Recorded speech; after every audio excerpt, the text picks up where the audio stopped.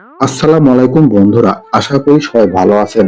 আজকের এই ভিডিওটা শুরু করার আগে আপনাদের একটা প্রশ্ন করি। মধ্যপ্রাচ্যে যদি আরেকটি বড় যুদ্ধ শুরু হয়, তার দায়ভার কার উপর পড়বে? বন্ধুরা, সাম্প্রতিক মার্কিন প্রেসিডেন্ট ডোনাল্ড ট্রাম্পকে ইরানের বিরুদ্ধে সামরিক প্রস্তুতির একটি নতুন বিস্তৃত তালিকা উপস্থাপন করা হয়েছে, যার মাধ্যমে আমেরিকা আবারও মধ্যপ্রাচ্যকে অস্থিতিশীলতা করার দিকে ঠেলে দিচ্ছে। দক্ষিণ নিউ ইয়র্ক টাইমসের তথ্য অনুসারে প্রস্তাবগুলোতে ইরানের পারমাণবিক এবং ক্ষেপণাস্ত্র স্থাপনগুলো নতুন করে বিমান হামলা, এমনকি ইরানি ভূখণ্ডের ভেতরে গোপনে সেনা হামলার বিষয়টিও অন্তর্ভুক্ত রয়েছে। সমালোচকরা বলছেন, এই পদক্ষেপগুলি কূটনীতির চেয়েও শক্তি এবং শাসন পরিবর্তনের উচ্চ আকাঙ্ক্ষার উপর ওয়াশিংটনের যে অভ্যাসগত নির্ভরতা তার প্রতিফলন করছে। মার্কিন কর্মকর্তারা স্বীকার করেছেন, এই বিকল্পগুলি ট্রাম্প কয়েক সপ্তাহ আগে ভেবেছিলেন তার থেকে অনেক বেশি হুমকিপূর্ণ, এবং তিনি ইরানের অভ্যন্তরীণ বিক্ষোভের প্রতিক্রিয়া জানাতে মানবাধিকার অজুহাত হিসেবে ব্যবহার করে প্রকাশ্য সামরিক পদক্ষেপের কথা বলেছিলেন, এবং যুক্তরাষ্ট্র ইরানের বিরুদ্ধে সামরিক হামলা করতে বদ্ধপরিকর। ইস্যুটিকে কেন্দ্র করে তাদের সামরিক বাহিনী কয়েক দফায় দফায় ভিন্ন ভিন্ন পরিকল্পনা উপস্থাপন করেছে ডোনাল্ড ট্রাম্পের কাছে। আর এই সকল কিছুর মাঝে সব থেকে গুরুত্বপূর্ণ হয়ে উঠছে তুরস্ক। তুরস্ক এমন একটি পক্ষ এবং এমন একটি ভৌগোলিক স্থানে স্ট্র্যাটেজিক ভাবে দাঁড়িয়ে যুক্তরাষ্ট্রের প্রধান দাবার চাল হতেই চলেছে এই তুরস্ক। ইরানের বিরুদ্ধে মধ্যপ্রাচ্যের যে কোনো সামরিক ঘাঁটি, সেটা জর্ডান হোক বা সংযুক্ত আরব আমিরাত হোক, সৌদি আরব হোক, কাতার হোক কিংবা কুয়েত হোক, যে কোনো সামরিক ঘাঁটি থেকেই যুক্তরাষ্ট্র ইরানের বিরুদ্ধে যে কোনো হামলা করলে ইরানের জন্য তার পাল্টা জবাব দেওয়া সহজ, কারণ সেখানে হামলা করাটা তাদের জন্য একটা অতি সাধারণ ব্যাপার।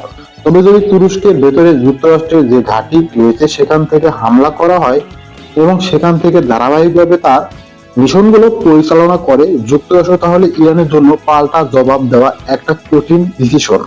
বিশেষ করে অনেকটা বিশ্বযুদ্ধ করবে কিনা বা ইরানের বিরুদ্ধে বিশ্বযুদ্ধে কে দাঁড়িয়ে থাকবে, এই সকল বিষয়ে চিন্তা করতে হবে। তুরস্ক ন্যাটোর একটি নিয়মিত সদস্য দেশ, এবং তুরস্কের ভূখণ্ডের ভিতরে যে কোনো ধরনের হামলা ন্যাটোর যে আর্টিকেল 5 রয়েছে সেটা যুক্তরাষ্ট্রকে অ্যাক্টিভ করতে সহযোগিতা করবে। সেক্ষেত্রে এই ইউরোপের দেশগুলো ইরানের বিরুদ্ধে যুদ্ধ করতে এখন যদি কোন ধরনের তাদের মত নাও থাকে, যখন ন্যাটোর পঞ্চম অনুচ্ছেদ অ্যাক্টিভ হয়ে যাবে, তারা বাধ্য হবে ইরানের বিরুদ্ধে হামলা করতে। আর তখন কিন্তু সমীকরণটা পাল্টে যাবে। বলতে গেলে পুরো পৃথিবীর অর্ধেক শক্তি যুক্তরাষ্ট্রের সঙ্গে একত্রিত হয়ে ইরানের বিরুদ্ধে হামলা করবে। সুতরাং তুরস্কের সিদ্ধান্ত, তুরস্কের ঘাঁটি এবং যুক্তরাষ্ট্রের অবস্থান খুবই গুরুত্বপূর্ণ নতুন এই জটিলতার ক্ষেত্রে। পূর্বে যখন ইরানে আক্রমণ হয়েছিল, সেই আক্রমণটি হয়েছিল কাতারের আল উদেদ ঘাঁটি থেকে, বা অন্যান্য গাড়িরও সম্পৃক্ততারও কিন্তু খবর পাওয়া যায়। তার জন্য ওই সময় হামলার পূর্বে ইরানের পররাষ্ট্রমন্ত্রী জরুরি ভিত্তিতে উপসাগরীয় দেশগুলো সফর করেছেন।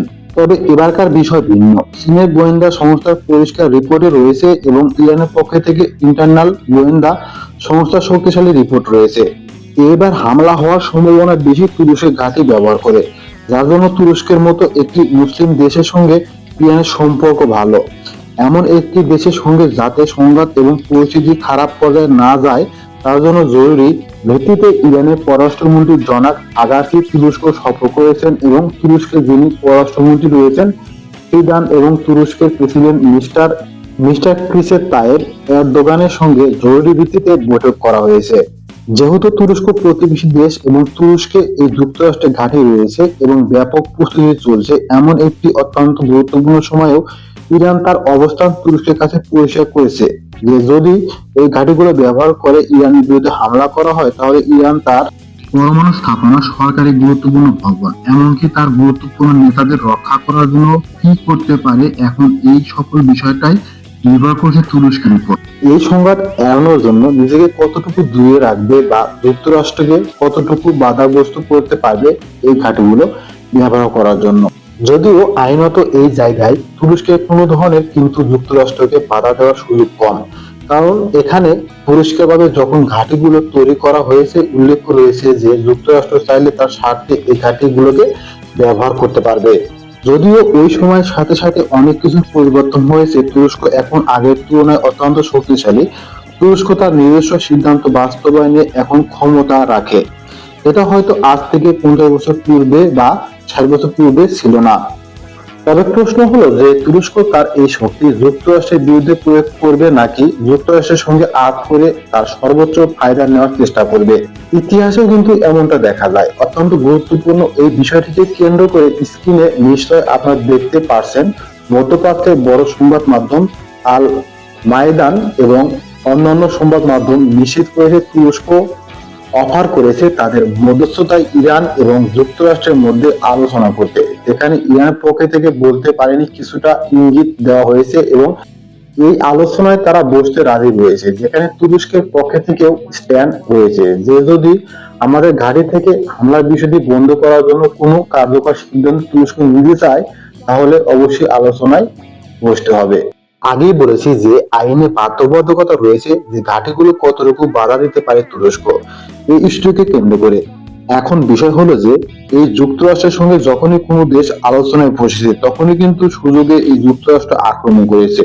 এর পূর্বে ওদের ইতিহাস বলে যে ওমানের মধ্যস্থতায় যখন এই ইরান যুক্তরাষ্ট্রের সঙ্গে উইটকফের অধীনে আলোচনায় বসেছিল, আপনাদের নিশ্চয় স্মরণ ধরার কথা। ওমানে আলোচনা হয়েছে, ইতালির ভেতরে আলোচনার মধ্যে হঠাৎই কিন্তু যুক্তরাষ্ট্র আক্রমণ করে ফেলে। এর পূর্বে কিন্তু রাশিয়া এবং ইউক্রেনের মধ্যস্থতাও করেছিল তুরস্ক, যেখানে দুই পক্ষকে আবারও সামরিক শক্তি দেওয়ার অভিযোগ রয়েছে। তুরস্কের মধ্যস্থকারী ভূমিকা সবসময় প্রশ্নবিদ্ধ। এখন দেখার বিষয় যে ইরান এই চূড়ান্ত মধ্যস্থতার যে আলোচনা রয়েছে সেখানে যোগ দেয় কিনা, কারণ আলোচনার মধ্যেই হামলা হবে এই ঝুঁকিও কিন্তু আছে। দেখুন, একদিকে তুরস্ক যখন ইরানকে মধ্যস্থতার কথা বলছে এবং বলছে আলাপ আলোচনার, তখন কিন্তু যুক্তরাষ্ট্রের প্রস্তুতি থেমে নেই। যুক্তরাষ্ট্র তার যে সামরিক প্রস্তুতি সেটা আরো তীব্র করছে। আন্তর্জাতিক রিপোর্ট বলছে যুক্তরাষ্ট্রের একটি গুরুত্বপূর্ণ ডেস্ট্রয়ার আধুনিক অস্ত্র সুশোভিত হয়ে রেডসের উপকূলের কাছে ইসরায়েলের যে বন্দর রয়েছে ইলাত বন্দর সেখানে এসে নোঙর করেছে। অত্যন্ত গুরুত্বপূর্ণ এই বিষয়টিকে কেন্দ্র করে স্ক্রিনে নিশ্চয় আপনারা দেখতে পাচ্ছেন তুরস্কের সংবাদ মাধ্যম আমুদা এজেন্সি থেকে শুরু করে অন্যান্য সংবাদ মাধ্যম খুবই গুরুত্ব সহকারে এই তথ্য প্রকাশ করেছে। যুক্তরাষ্ট্র অলরেডি দক্ষিণ চীন সাগর থেকে তাদের যে আব্রাহাম লিঙ্কন যুদ্ধ জাহাজ রয়েছে এবং বিমানবাহী রণতরী পুরো ইউনিটকে তারা ডেকে পাঠিয়েছে। এছাড়া ভেনেজুয়েলার উপকূল থেকে তাদের যে HW বুশ যে বিমানবাহী রণতরী রয়েছে পুরো সেটআপকে ডেকে পাঠানো হয়েছে, যা বর্তমানে ভারত মহাসাগরের কাছাকাছি পৌঁছে গেছে এমনটাই শোনা যায়। আর এরপরই কিন্তু অতিরিক্ত শক্তি হিসেবে এই যুক্তরাষ্ট্রের ডেস্ট্রয়ারকে সরাসরি এই ইসরায়েলের যে ইলাত বন্দর রয়েছে তার কাছাকাছি উপস্থিত করা হলো। মানে যুক্তরাষ্ট্র যদিও আলাপ আলোচনার কথা বলছে, তবে তাদের সামরিক প্রস্তুতির কোনো ধরনের ঘাটতি তারা রাখছে না। দিন দিন সামরিক শক্তি বৃদ্ধি করছে এবং কথিত আলোচনার মধ্যেই অতর্কিত হামলা করার জন্য যুক্তরাষ্ট্র দৃঢ় প্রতিজ্ঞাবদ্ধ। এখন দেখার বিষয় এই জটিল সমীকরণগুলোতে ইরান আসলে মূল যে শক্তিশালী সংঘাত সেটা কতটুকু এড়াতে পারে। সব মিলিয়ে বন্ধুরা, এই পুরো সংকট এখন এমন এক জায়গায় এসে দাঁড়িয়েছে যেখানে একটি ভুল সিদ্ধান্তই পুরো মধ্যপ্রাচ্যকে বড় যুদ্ধে ঠেলে দিতে পারে। তুরস্ক কি করবে, যুক্তরাষ্ট্র কতটা ঝুঁকি নেবে এবং ইরান শেষ পর্যন্ত কোন পথে হাঁটবে, এই তিনটি সিদ্ধান্তের উপর নির্ভর করছে আগামী দিনে বৈশ্বিক নিরাপত্তা। পরিস্থিতি যে কোনো মুহূর্তে বদলে যেতে পারে, তাই এই ইস্যুতে চোখ রাখাটা এখন সবচেয়ে জরুরি। তো বন্ধুরা, আজকের মতো এখানেই শেষ করছি। আপনার মতামত কমেন্টে জানাতে ভুলবেন না। নতুন কোনো গুরুত্বপূর্ণ আপডেট নিয়ে খুব শীঘ্রই আপনাদের মধ্যে হাজির হব। আশা করি সে পর্যন্ত সবাই ভালো থাকবেন, সুস্থ থাকবেন। ভিডিওটি ভালো লাগলে অবশ্যই চ্যানেলটি সাবস্ক্রাইব করে পাশে থাকা বেল আইকনটি অল করে দিয়ে আমাদের সাথে থাকবেন। সবাই ভালো থাকবেন। আল্লাহ হাফেজ।